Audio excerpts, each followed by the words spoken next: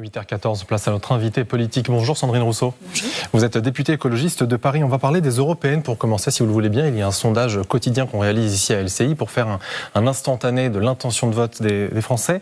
La liste écologiste, elle fait 5,5%. En 2019, Yannick Jadot, il avait fait 13%. Est-ce que c'est l'écologie qui n'imprime plus ou est-ce que c'est la candidate Marie Toussaint qui n'imprime pas ?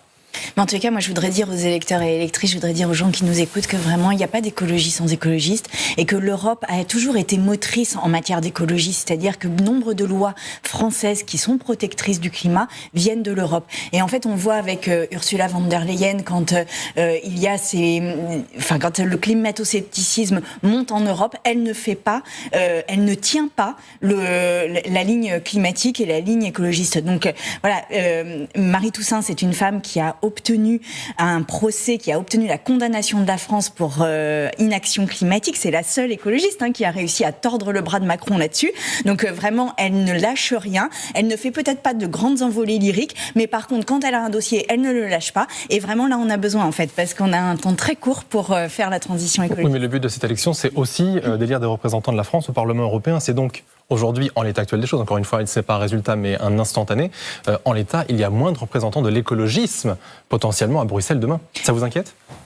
Oui, bien sûr que ça m'inquiète. Et c'est pour ça que je dis vraiment, là, il faut se mobiliser. En fait, maintenant, il faut y aller. Si vous voulez de l'écologie, il faut y aller. Enfin, il ne faut pas juste attendre et se dire devant la télé, ah ben, elle a fait ça ou elle n'a pas fait ça. Là, maintenant, il faut y aller. On a 3 ans pour agir sur l'écologie, 3 ans pour prendre un virage d'une ampleur vraiment inédite. On a une responsabilité qui est historique. Maintenant, il faut y aller. Voilà. Et oui, elle peut vous plaire ou pas vous plaire, mais en fait, l'élection, c'est pas non plus un selfie qu'on se fait à soi-même. C'est-à-dire, la candidate n'est pas le reflet de nous-mêmes. Elle est le reflet d'une politique qu'elle a tenue. Là, elle a donné des gages sur le fait qu'elle ne lâchait rien en matière d'écologie. Maintenant, faut se déplacer et aller voter. Justement, avec l'autre liste, la liste l'écologie au centre, vous seriez à 7% si on combinait les deux en l'état actuel des choses. C'est quasiment autant que la France insoumise. C'est impossible, l'union des écologistes, après l'union de la gauche qu'on a tant décriée pour être impossible? Alors je crois que l'écologie au centre est un fake en fait.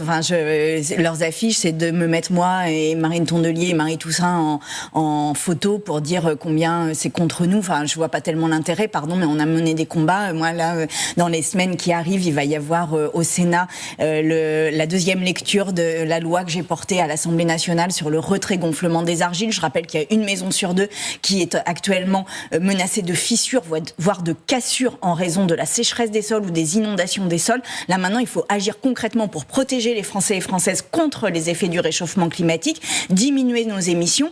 Et pour ça, mais il faut avoir de la volonté politique et pas être dans cette espèce d'inconséquence qui consiste à considérer que les écologistes sont... Justement, l'écologie au centre, celui qui représente cette liste, c'est Jean-Marc Governatari. Lui, ce qu'il a dit, c'est que vous portez un préjudice mortel à l'écologie politique. C'est son argument à lui. Il trouve que vous êtes trop radical. Quelle est votre réponse à ça ? Qu'a gagné Governatari dans sa vie sur l'écologie ? Qu'est-ce qu'il a gagné ? J'aimerais bien le savoir, en fait.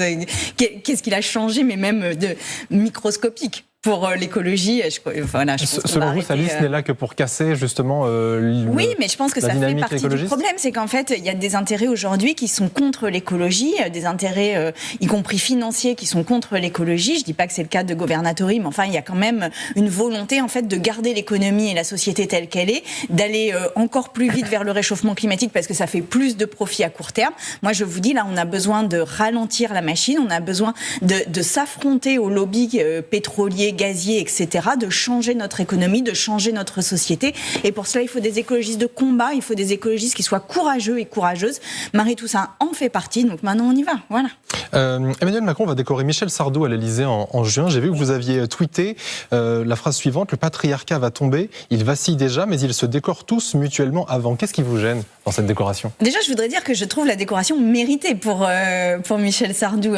Sa donc, carrière, la carrière incroyable qu'il a eue, évidemment, mérite une récompense. Enfin, j'ai pas de doute là-dessus. Par contre, l'argument qui a été donné par les conseillers officiels de l'Élysée de manière officieuse, ça a été de dire il a compris la crise masculine 30 ans avant. Ah, pardon, mais là, la crise masculine, c'est vraiment l'espèce de serpent de mer. Tous les hommes il y a toujours eu, une crise masculine comme ça depuis les années 70. On l'entend, elle revient. crise de la masculinité, on sait plus qu'être un homme, etc. Moi, je vous dis juste, la question, c'est pas la crise de la masculinité, c'est comment on fait une société en supprimant les violences, comment on fait une société en vraiment changeant nos rapports hommes-femmes et faisant en sorte que nous soyons à égalité. Et vous verrez que la société est bien mieux pour les hommes comme pour les femmes. Justement, en parlant de ça, Julien Bayou a quitté les écologistes, accusé de harcèlement moral par son ex-compagne. Est-ce que vous vous réjouissez de ce départ ? C'est pas que son ex-compagne, c'est 6 autres femmes qui avaient témoigné. Et je pense que, en fait, le féminisme fait aussi partie de la transition écologiste. C'est-à-dire qu'on voit bien que, en fait, il y a une espèce de masculinité toxique, et pardon de le poser comme ça, mais qui nous conduit dans le mur. Enfin, quand je vois des Elon Musk, quand je vois des Poutine, quand je vois tout ça, c'est aussi un rapport au pouvoir. Et je pense que là, nous devons changer notre rapport au pouvoir. Ce rapport au pouvoir doit être fait de prendre soin des personnes, de réparer ce qui a été dégradé, de faire en sorte que nous soyons humbles aussi face aux limites climatiques, aux limites planétaires.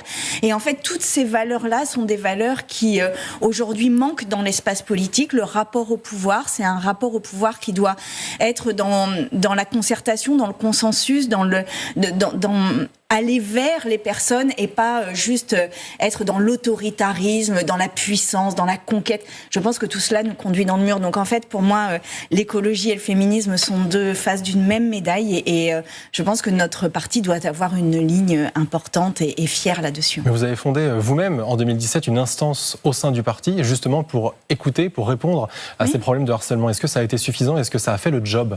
Ou est-ce que l'instance s'est révélée inutile ? En l'occurrence, là, elle n'a pas fait le job jusqu'au bout. Je voudrais déjà saluer les personnes qui sont à l'intérieur de cette cellule parce que ça n'a pas été simple pour elles.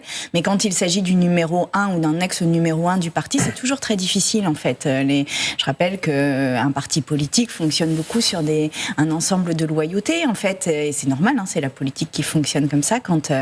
Mais on pourrait le transposer dans une association ou dans une entreprise. Imaginez que le numéro 1 d'une entreprise soit pointé par des témoignages. Est-ce que vraiment la cellule interne de l'entreprise serait la mieux placée pour gérer le cas? Je ne crois pas. Donc voilà, là maintenant on passe sur quelque chose d'externe. On verra ce que ça donne. Moi je sais pas ce que ça va donner, mais en tous les cas je suis heureuse qu'aujourd'hui mon parti dise on entend ces paroles des femmes, on la respecte, on l'instruit, voilà, sans que ça soit une espèce de croyance naïve dans ce qui est dit, mais au moins qu'on l'entende.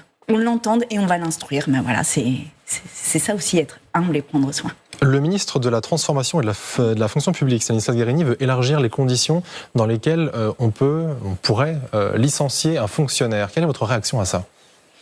Mais ça fait partie de cet abandon très systématique de la fonction publique dont aujourd'hui elle est quand même à 2 doigts de l'écroulement sur elle-même. Enfin, justement, il faut la réformer. Je suis très inquiète. En tous les cas, pas en précarisant les personnes qui y travaillent.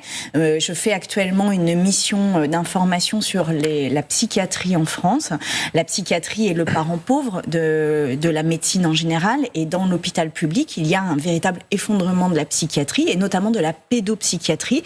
On a une augmentation des taux de suicide chez les jeunes, et en face, il y a des départements où il n'y a plus de pédopsychiatre, où il y en a un seul pour la... Moi, je vous dis fonctionnaire, vous me répondez hôpital. Ça n'est pas que ça. Les fonctionnaires, c'est très large. Oui, mais il y a aussi peut-être beaucoup de strates inutiles. Regardons l'école. L'école est en train d'avoir un système vraiment de séparation entre un système privé qui attire de plus en plus et un système public qui devient un lieu de relégation sociale. Enfin, je veux dire, en fait, c'est pas ça notre projet français et la fonction publique. Si on a protégé les fonctionnaires, c'est pour protéger la qualité du service qui était rendu au public et pour faire en sorte que l'on soit pauvre ou que l'on soit riche, eh bien, on ait accès à la même qualité de service, d'éducation, d'émancipation. Oui, mais c'est fondamental. Oui, mais il y a aussi un constat. Je vous prends par exemple la Cour des comptes qui a relevé que déjà dès 2015, il y avait du personnel en trop, par exemple, dans certaines universités. Pas du personnel enseignant, du personnel qui encadre l'ensemble de la structure.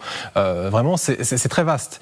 Depuis le 2015, on le dit. En 2019, ça a été redit par la Cour des comptes. Aujourd'hui encore, on le redit. Rien n'a été fait. Il y a encore déperdition d'argent. Moi, je viens de l'université. J'étais enseignante-chercheuse à l'université. J'ai été vice-présidente d'une des plus grandes universités de France pendant des années. Je peux vous dire qu'on manque pas de personnel à l'université. On manque de personnel à l'université. On a des étudiants qui aujourd'hui abandonnent faute de suivi. On a mis en place un système de tirage au sort, puis Parcoursup, parce qu'il n'y a pas assez d'enseignants-chercheurs et d'enseignants face aux étudiants. C'est-à-dire qu'aujourd'hui, on est en train de trier les élèves, de les empêcher de rentrer à l'université parce qu'il n'y a pas de personnel en face. Donc en fait, à un moment, on manque de moyens à l'université. L'argent public mis par étudiant en France et étudiants dans le système public est parmi les plus faibles d'Europe. Enfin, je veux dire, on manque dans l'éducation nationale d'AESH, c'est-à-dire de personnes qui accompagnent les enfants en difficulté. On manque d'assistantes sociales, de psychologues à l'ASE d'encadrement. C'est une fausse bonne idée, selon vous. Dans le système d'aide à l'enfance. Enfin, je veux dire, on en manque partout, en vérité, mais aussi dans le contrôle des installations industrielles, aujourd'hui, on est en train de rendre tellement peu attractif le service public qu'il est en train de s'effriter par la base, c'est-à-dire que les personnes ne veulent plus venir. Il y a des concours aujourd'hui qui ne sont pas où il n'y a pas suffisamment de candidats pour le nombre de places qui sont offertes. Enfin, il n'y a plus aucune attractivité du service public et c'est pas en annonçant la possibilité de licenciement que ça va s'arranger. On a cassé les systèmes spéciaux de retraite. Regardez par exemple les bus. On trouve plus de conducteurs de bus, y compris à Paris. La seule réponse qu'on a faite, c'est de casser le système de retraite particulier qu'ils avaient en raison de la pénibilité de leur travail. Et finalement, on a moins de recrutement depuis qu'on a fait ça. Donc là, on est dans une espèce d'idéologie libérale qui nous conduit vraiment au pire. Et je répète que l'identité de la France, à un moment où on se questionne beaucoup sur notre identité, nous les Français et Françaises, je dis que l'identité de la France, c'est nos services publics, c'est notre système social, c'est la possibilité offerte à chacun et chacune, quelle que soit sa condition, d'avoir accès au meilleur du soin, au meilleur de l'éducation, et qu'on est en train de casser ça et qu'Emmanuel Macron fait beaucoup de mal à la France. Voilà qui est entendu. Merci beaucoup Sandrine Housseau d'avoir été notre invitée ce matin.